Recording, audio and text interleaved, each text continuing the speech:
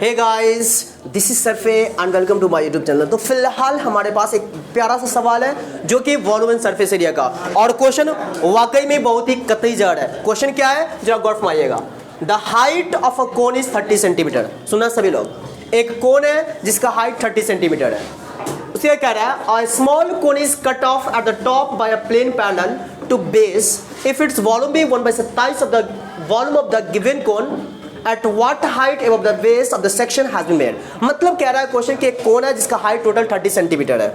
फिर कह रहा है क्या कि बेस के पैरेलल टॉप से एक कोन को कट किया जा रहा है। तो क्वेश्चन में आपसे डिमांड कर रहा है कि बेस से आप कितने हाइट पर उस कोन को आपने कट किया है। जो गौर में फिगर के अकॉर्डिंग हम बना रहे हैं। आप जरा देखिए, ये एक कोन है और क्वेश्चन के अकॉर्डिंग मेरे को क्या दे रहा है, ये एक पहले तो गिवन कोन है, ठीक है। इस कोन का टोटल हाइट मेरे को दे रहा है 30 सेंटीमीटर। जरा ध्यान देना, बहुत ही प्यारा क्वेश्चन है। टोटल हाइट मेरे को क्या है 30 सेंटीमीटर। इसका नेमिंग कर देते हैं OAB, ठीक है। अब क्वेश्चन में हमसे करा है कि बेस के पैरेलल टॉप से एक कोन को हम कट कर रहे हैं। बेस कौन है, ये बेस है। बेस के पैरेलल टॉप से एक कोन को हम कट कर रहे हैं। तो बेस के पैरेलल मान लो ये, इसके पैरेलल हम क्या कर रहे हैं, एक कोन को कट कर रहे हैं। मतलब यहाँ पे कौन पार्ट कट किया जा रहा है, नाम दे देते हैं इसका CD। मतलब OCD कोन को कट करके हटाया जा रहा है। समझ रहे बात क्या कर रहा है। एक कोन है जिसका टोटल हाइट 30 सेंटीमीटर है। तो कह रहा है कि बेस के पैरेलल एक कोन को कट किया जा रहा है। तो आप बताओ कि बेस से कितने हाइट पर इसको कट किए हो। मतलब ये आपसे हाइट डिमांड कर रहा है। कौन हाइट, ये हाइट। तो आप जरा मुझे बताओ, इसको मिला दो, पहले इसको भी मिला दो। मतलब मेरे को मालूम करना है ये लेंथ, इसका नाम दे दीजिए क्या, E दे देते हैं इसको, और इसको कहते हैं F। मतलब हमें फाइंड क्या करना है, FE। क्या फाइंड करना है, FE। कितना हाइट पे इसको कट किया गया है। जो गौर माना, हमसे ये पूछा तो इसको मान लो H। हमने मान लिया क्या कि EF जो है वो कितना हाइट है, H। मतलब H हाइट पर इसको क्या किया जा रहा है, कट किया जा रहा है, ठीक है। अब जरा गौर माना, और भी क्या कर रहा है कि इस जो कोन को कट किया जा रहा है, इस कोन का पूरे कोन के वॉल्यूम का कितना टाइम्स है, 1/27 टाइम्स है। मतलब ज्यादा ध्यान देना, volume of cone OCD, volume of cone OCD equal मेरे को दिया हुआ है 1/27 इंटू वॉल्यूम ऑफ क्या, वॉल्यूम ऑफ OAB। मतलब जो कोन कट किया गया उसका वॉल्यूम जो है पूरे कोन का 1/27 टाइम्स है। ऑफ कोन क्या बोलो, OAB।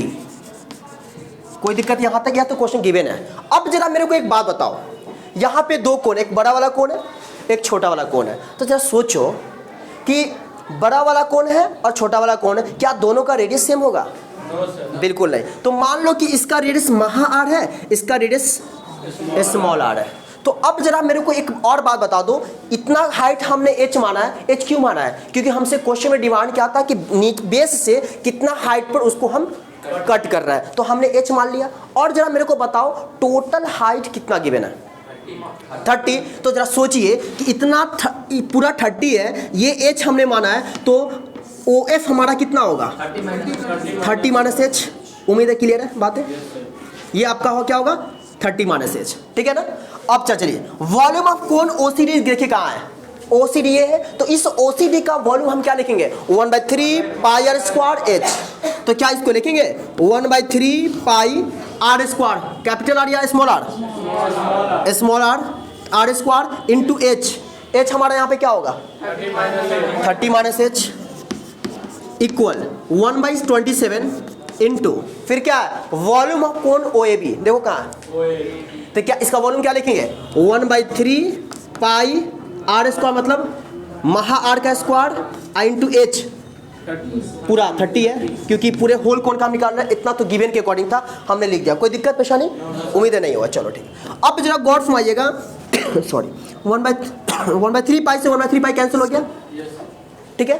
1/3 π से 1/3 π कैंसिल हो गया। अब बच क्या गया, जरा ध्यान देना, R² और यहाँ पे इंटू में R²। जब बताओ यहाँ R² है, यहाँ पे इंटू में R² है, इसको हम डिवाइड में अगर ले आते हैं ऐसे, तो रेस्ट हम क्या ऐसा लिख सकते हैं 30/27 और ये इंटू में है तो यहाँ ऐसा डिवाइड में होगा कि नहीं, देखो तो जरा ये इंटू में डिवाइड में आया और ये इंटू में तो इधर डिवाइड में आ गया, होगा ऐसा कि नहीं? अरे 30/27 और ये इंटू में तो इसके डिवाइड में आया और ये इंटू वाला डिवाइड इसमें आ जाएगा। कोई दिक्कत? जल्दी बोलो, दिक्कत इतना? चलो नहीं है। अब इसको इक्वेशन 1 मान लो। जरा एक बात बताओ, हमें किसका वैल्यू चाहिए बताओ? हमें तो h चाहिए, लेकिन मसला यहाँ पे क्या है, यहाँ पे तीन वेरिएबल है, एक स्मॉल r, महा r और h। हमें क्या चाहिए? h। काश हमारा ये पूरा का पूरा एक्सप्रेशन अगर h के टर्म में रहता तो सॉल्यूशन करना बहुत ही आसान था। मतलब अब तुम सोचियो कि हमें यहाँ पर किसका वैल्यू कुछ लाना पड़ेगा, मतलब कौन सा टर्म को एलिमिनेट करना पड़ेगा? ये r/r, इसका वैल्यू हमको एलिमिनेट करना पड़ेगा। एलिमिनेट समझ रहे हो? मतलब इसके बदले में h के टर्म में कोई और वैल्यू हमें लाना होगा, क्योंकि हमें क्या चाहिए?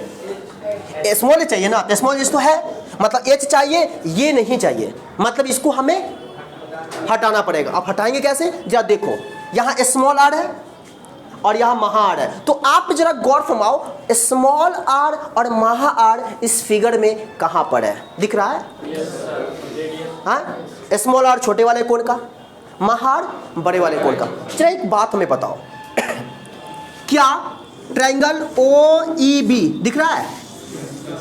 देख लो OEB, और दूसरा ट्रायंगल क्या आपको दिख रहा है? OFD, मतलब यहाँ दिख रहा होगा, यहाँ नहीं दिख रहा है? चलो अब ध्यान देना, ये फिगर तो आपको दिख रहा होगा, तो आप मेरे को जरा बताओ, कुछ फिगर यहाँ पे हमारा कुछ ऐसा है, जरा ध्यान देना।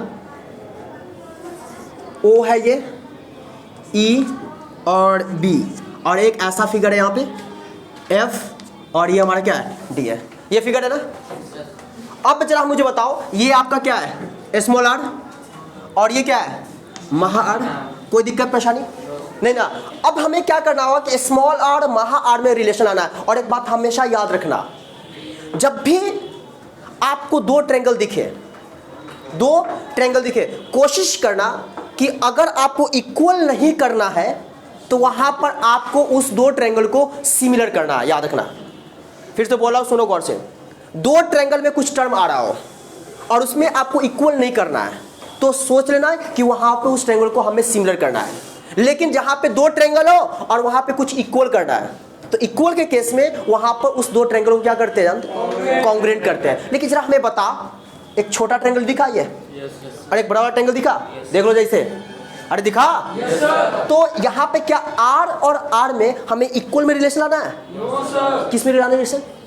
सिमिलर, मतलब रेशियो में लाना है। यहाँ देखो क्या, यहाँ रेशियो है। इसका मतलब तुम समझ गए होगे कि यहाँ पे छोटा वाला ट्रायंगल और बड़े वाले ट्रायंगल को हम यहाँ पे क्या करने वाले हैं? सिमिलर करने वाले हैं। और शायद आप बचपन में पढ़े होगे कि जब भी दो ट्रायंगल को सिमिलर करने वाली बात होती हो तो वहां पे कितना क्राइटेरिया चाहिए?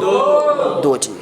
बोलो दो क्राइटेरिया चाहिए। और दो क्राइटेरिया के लिए मतलब एंगल। तो जरा बताओ हमें, ध्यान देना, सब लोग ध्यान दो। ये तो आपका पूरा कितना है? ये पूरा हाइट तो 30 है, देखो तो जी, पूरा हाइट 30 है। ये हाइट 30 है, और ये हाइट कितना है? ये आपका हम यहाँ लेते हैं 30 माइनस h। कोई दिक्कत? बोलो, ये तो गिवन था। अब चलो triangle, in triangle OEB and triangle OFD दिखा। और ये जो तस्वीर हमने यहाँ साइड में बनाया है, इसको तुम फिगर में देख लो जरा, देखो तो वैसा ही कुछ फिगर है ना? क्या करने जा रहे हैं यहाँ पे? सिमिलर करने जा रहे हैं। तो जरा बताओ हमें, ये 90, ये 90, बड़े वाले में कहाँ पे 90 है? ई पे, और छोटे वाले पे। आप कहोगे सर कैसे 90 है, जरा बता दीजिए। तो आप खुद देख लो, ये रेडियस है और ये क्या है? हाइट है। और रेडियस और हाइट हमेशा क्या होता है? परपेंडिकुलर होता है, क्योंकि हम लोग पढ़े थे राइट सर्कुलर कोन। तो यहाँ पे 90 होगा और यहाँ भी तो 90 होगा। बोलो क्या है? यहाँ 90 होगा कि नहीं होगा? क्यों 90 होगा? क्योंकि यहाँ भी कोन है, रेडियस और हाइट परपेंडिकुलर होता है। तो यहाँ पे क्या लिखेंगे? एंगल E इक्वल क्या? बोलो, विच इज 90 डिग्री। और दूसरा क्राइटेरिया देखो तो पता क्या चलेगा? ये एंगल O कॉमन दिख रहा है कि नहीं है? तो angle O equal angle O which is common. I hope कितनी बातें समझ में आई होगी। और दो क्राइटेरिया चाहिए जो मेरे को आ गया। तो एक क्राइटेरिया से ये दोनों ट्रायंगल क्या हुआ, नहीं सिमिलर हो गया भाई। एक क्राइटेरिया से triangle O E B similar to triangle क्या बोलो ओ एफ डी। यहां पर मेन एक बात जानते हो क्या करना था, सिमिलर करना था, तभी हमको आर और आर में रिलेशन आया। अब कैसे आएगा जरा देखो, सभी लोग ध्यान देना। अब बता, जब दो ट्रायंगल सिमिलर होता है तो क्या होता है, उनकी संगत भुजाएं, उनकी संगत भुजाएं क्या होती है, डायरेक्टली प्रोपोर्शनल होती है, समानुपात में बढ़ जाती है, ये नहीं होता है, क्या होता है बोलो, समानुपात में बढ़ जाता है। आप मुझे बताओ 90 लिए हैं तो 90 के सामने वाला साइड कौन है, 90 के सामने वाला साइड जल्दी बोलो ओ बी है ना, ओ बी याली दो ओ बी। अब बाई छोटा वाला 90 को लिए, देखो कहाँ छोटा वाला 90 है, यहाँ, तो इसके सामने वाला ओ डी, यही कॉरस्पॉन्डिंग साइड होता है, याद रखना, इक्वल। अब दूसरा क्या लिए है, कॉमन, तो एंगल ओ लिए है, और सबसे ऊपर कौन वाला बड़ा साइड ले रहा है, तो इसे बड़ा में ही देखेंगे। एंगल ओ के सामने कौन होगा, ई बी, ई बी का ई बी रहने दो, बाई। फिर देख लो छोटा में कौन होगा, एफ डी, और रेस्ट हमारा क्या बच गया, आप खुद देखो, ओ बी ई बी, देखो कहाँ है, ओ बी ई बी बच गया, ओ ई। उसी तरीके से नीचे में देखो, O D F D, O D F D बच गया, ओ ए। अब जरा बताओ हमें किसमें रिलेशन चाहिए, देख लो, ओ बी ओ डी दिया हुआ है क्या, इसमें है कहीं पर ओ बी ओ डी का कुछ वैल्यू, और क्या हमें ओ बी ओ डी से रिलेशन चाहिए, नो सर। आपको क्यों नहीं चाहिए, इसलिए नहीं चाहिए क्योंकि हमें जो चाहिए रेडियस में और हाइट में चाहिए, हमें इसमें कोई रिलेशन नहीं चाहिए, मतलब इसका कोई वैल्यू हम यहाँ पे नहीं लेंगे।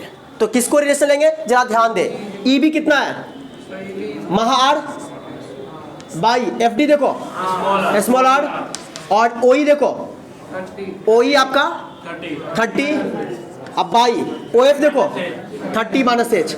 जरा एक बात हमें बताओ, जरा ध्यान देना, यहाँ पे स्मॉल आर बाई महा आर है, वहां क्या आ गया, महा आर बाई स्मॉल आर। तो क्या उसको इसकी तरह लाने के लिए क्या हम ऐसा कर दे, स्मॉल आर बाई महा r equal 30 minus h by 30, बोलो तो जरा, कर सकते कि नहीं कर सकते हैं, आप बोलो ऐसा क्यों कर रहे हैं, इसलिए क्योंकि हमको स्मॉल आर बाई महा आर चाहिए।